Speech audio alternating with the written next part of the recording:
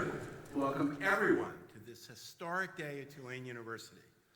I'm especially honored to welcome President Joe Biden and First Lady Jill Biden, whose daughter Ashley is a Tulane graduate, back to campus. Today is an extraordinary opportunity to showcase how Tulane and our nation's research universities are supporting the Biden Cancer Moonshot goal of ending cancer. Tulane professors Quincy Brown and Brian Suma, co-leaders in the ARPA-H funded project that will be announced today, are taking cancer research to a new level.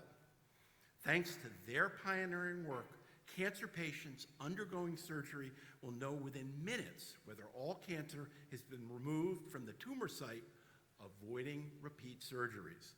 This advance will save countless lives.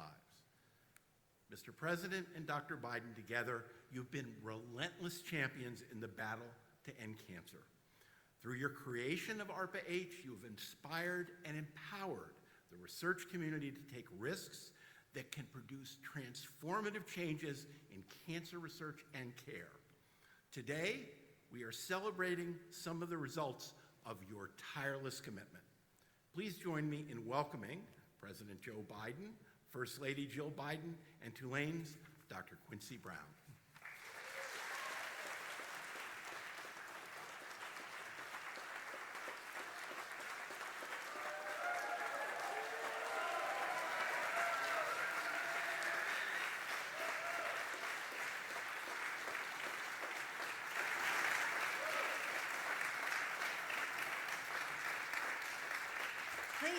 Please sit. President Fitz, thank you for welcoming us to your beautiful campus today. And I heard it was freshman orientation on top of all this. So Joe and I are so familiar with that first day here in New Orleans, where the heat sort of just hits you in the face. But that's okay.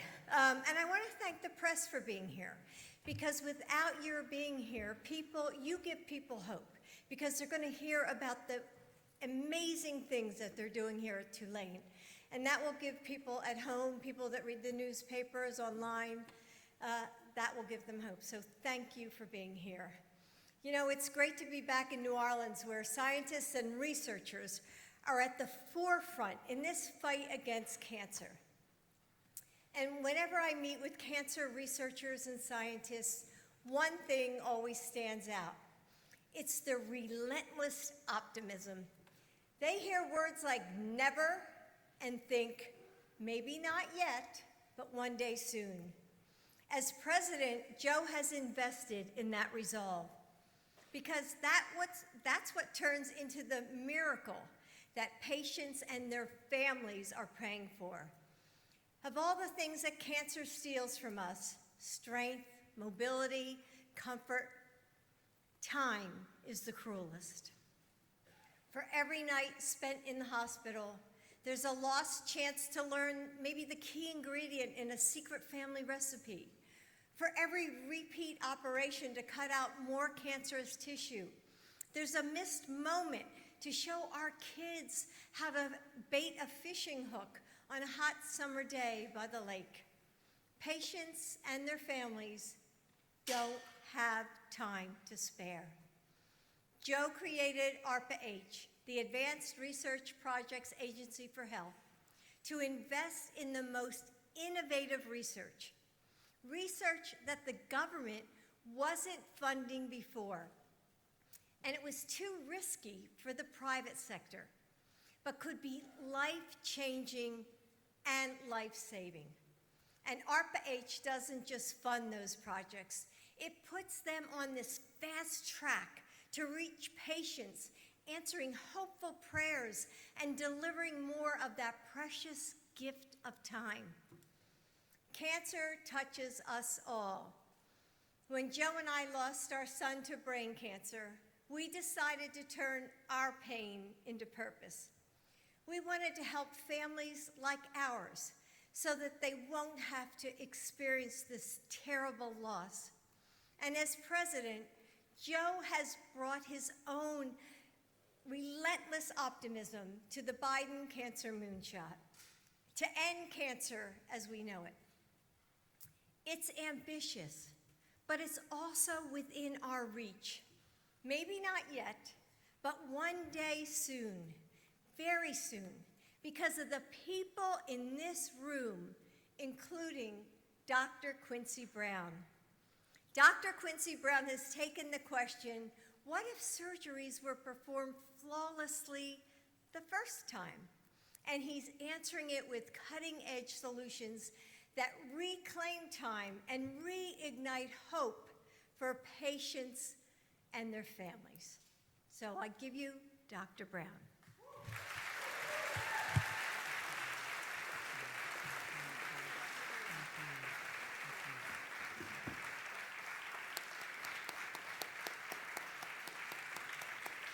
Thank you all, Mr. President, Dr. Biden, distinguished guests, colleagues, friends, and family.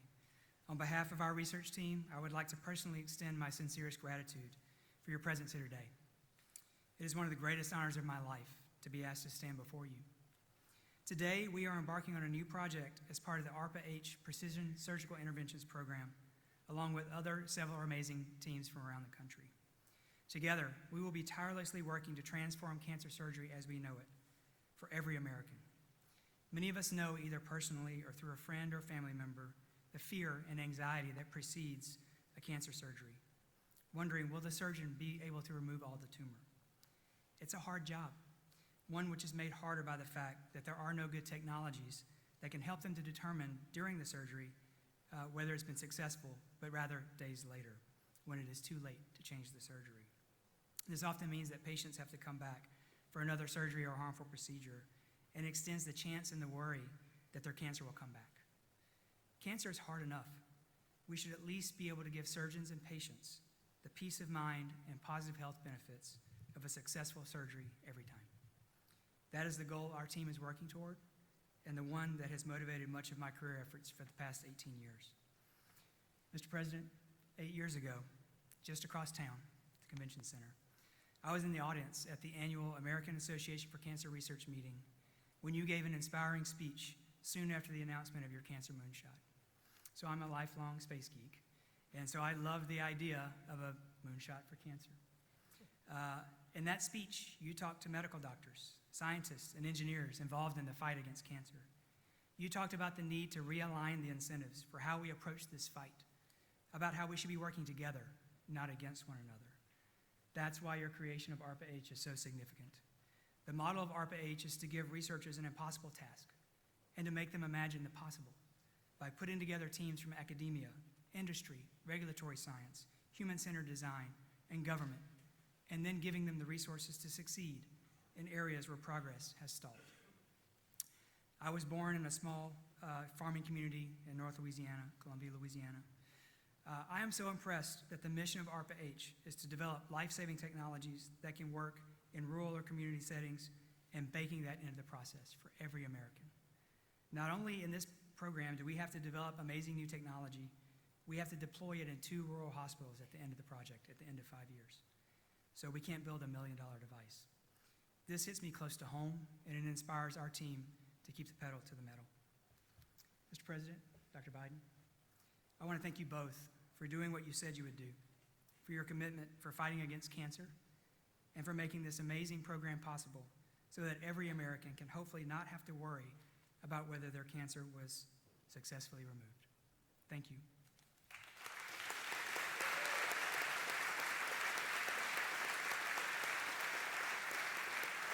Now, it is my great honor to introduce to you the President of the United States of America, Mr. Joseph R. Biden.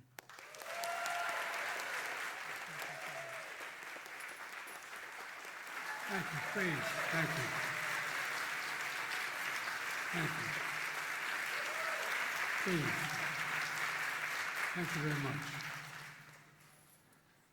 Thank you, Dr. Brown, for the generous introduction and your incredible cancer research you're doing. And thank you, Congressman Carter, who couldn't be here today because his wife is getting promoted to Major General in the United States Army. I pinned down those 2 stars in the Air Force One, but she's now going to another major event. You know, the fact is that they're an incredible family, as all of you are. It's great to hear so many of my old friends.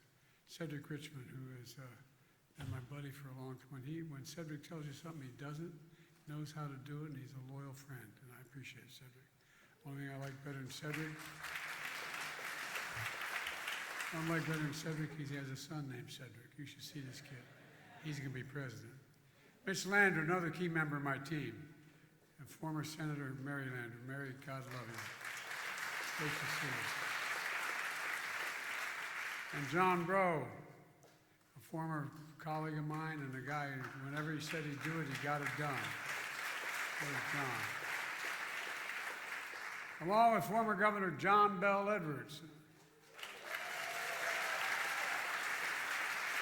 Members of my White House team, Director, Office of Management and Budget, Shalonda Young is a Louisiana girl, and she runs the show my way. She controls all the money. She secured funding for everything we're doing. And I have a Director of Science and Technology, Arthi. Where are you, Arthi? There you are. She's smart as hell.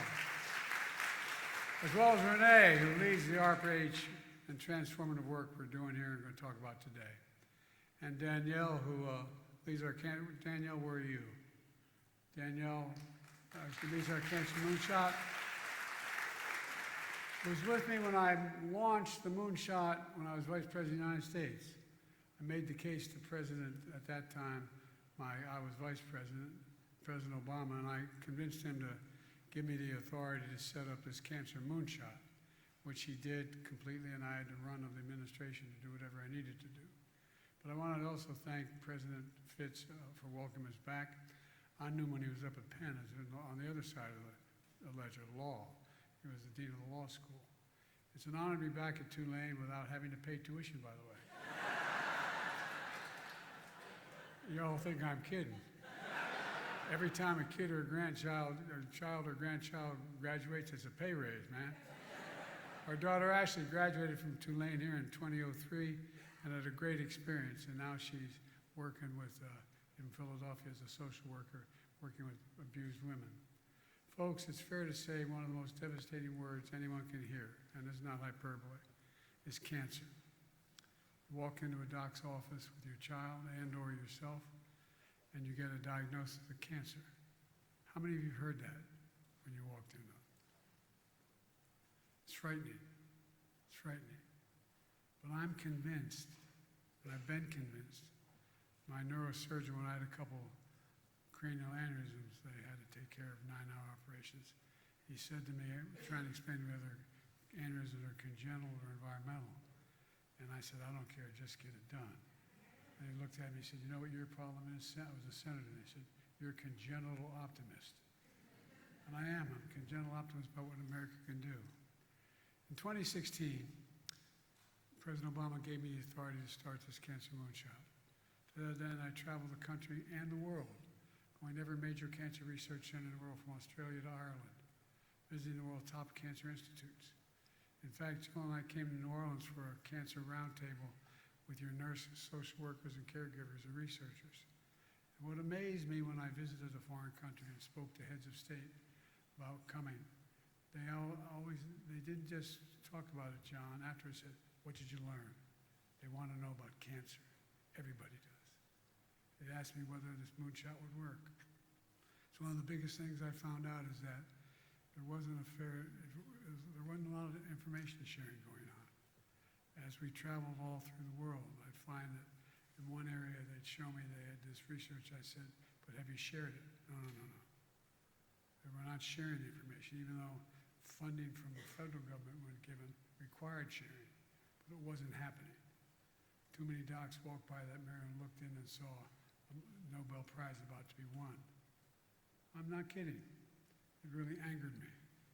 Scientists weren't sharing the results with other scientists. That's one of the first things we tried to do, is break down the silos so the information was available to everybody. When we were out of office, I knew there was a lot to do, but we stay engaged. So when I decided to run for president in 2020, I was determined to set up something called ARPA-H, Advanced Research Projects Agency for Health. The idea is, as the elected officials here know, it's not new. There's an outfit called DARPA, Defense Department's Advanced Research Project Agency. It drove breakthroughs in everything from the internet to GPS and so much more, because that's all it focused on, all it focused on. I wanted something that did nothing but focus on cancer. ARPA-H does for biomedicine what DARPA does for technology, driving breakthroughs to prevent, detect, and treat diseases including cancer, Alzheimer's, and diabetes, and so much more. When Jill and I reignited the Cancer Moonshot in our administration, we were determined to launch this new outfit called ARPA-H, and that's what we did. Imagine using mRNA vaccines to kill cancer cells. Imagine tackling exactly how a tumor changes over time so doctors can adapt treatments to stay ahead of the cancer as it changes. Imagine applying artificial intelligence to identify existing drugs that can target scientific mutations in rare cancers. Imagine clinical trials that bring innovation to all communities. The nationwide data system allows us to learn from the experience of more patients and more docs around the world and here in the United States. And it breaks down the research silos. This is not a thing we want to keep information, we want to share it. All of these are being pushed through by ARPA-H, which has so far committed more than $400 million to ending cancer as we know it. And a year ago, ARPA-H set its sights on a big idea, calling on researchers and innovators to pioneer new techniques and technologies to make cancer removal more precise, accurate, and successful. Imagine cancer surgery that removes all the tumor the first time without harming healthy cells. Compare that to today. As all of you know, cancer surgery is an incredibly challenging procedure. It takes the best surgeons in the world, and it takes its toll on families. As Jill said, it steals time. It steals away hope. Our family knows the feeling as many of yours do.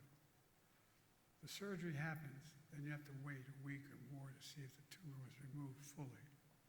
That anxiety, waiting, and the unknown is just excruciating. But today, we're a step closer to relieving that burden on patients and families. Today, we're announcing $150 million ARPA-H funding for some of the nation's cutting-edge cancer research institutions. That includes right here at Tulane University.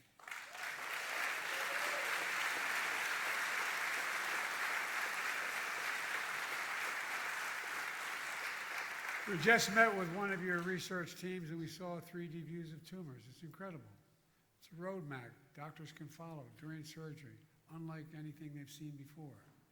And right now, surgeons determine how to remove cancerous cells and protect vital organs, nerves, and blood vessels without a clear view of them. A lot of it's a little bit of really educated guesswork, but not positive. The funding we announced today will help get these tools into the operating room to visualize tumors right away instead of having to wait for days and weeks and maybe reopen the patient to go back in. It's a promising step to reduce the need for follow-up surgeries and improve treatments. Outcomes are better all across the board. And we're moving quickly because we know all families touched by cancers are in a race against time. It's all part of our goal of our Cancer Moonshot to end cancer as we know it and even cure some cancers. We're mobilizing a whole-of-country effort to cut American cancer deaths in half by 2020 and within 25 years and boost support for patients and their families. I'm confident in our capacity to do that. I know we can, but it's not just personal. It's about what's possible. This is on top of the administration investing more than $25 billion. I've been able to get money, $25 billion for the National Cancer Institute.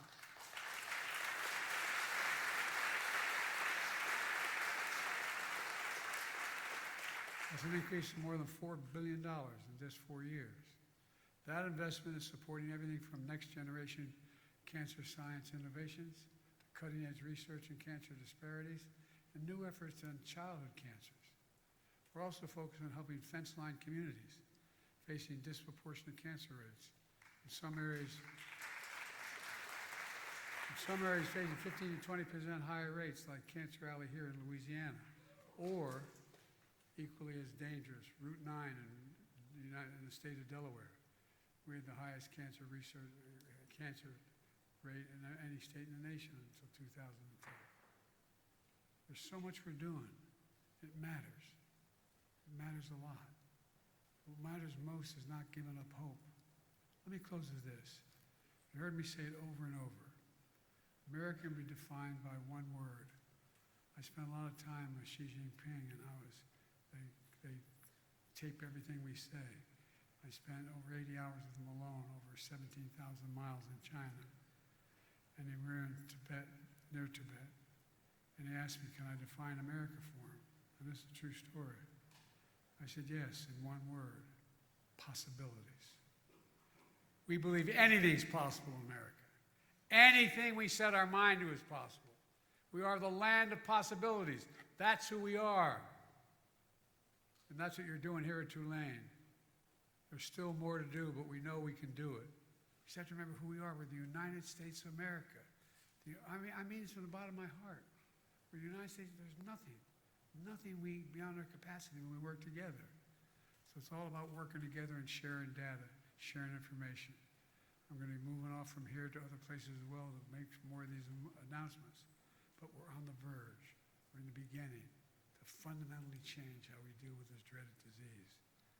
And before I leave, I want to say that when my daughter was here, our daughter was here for 4 years at Tulane. She loved it. And I want to tell you, there was another mayor named Landry, not the son at the time. And Mom is with him. Mom, I love you.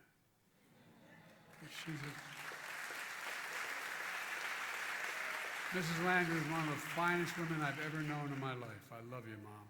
Keep me in your prayers. Thank you. God bless you all, and may God protect our troops. Thank you, thank you, thank you.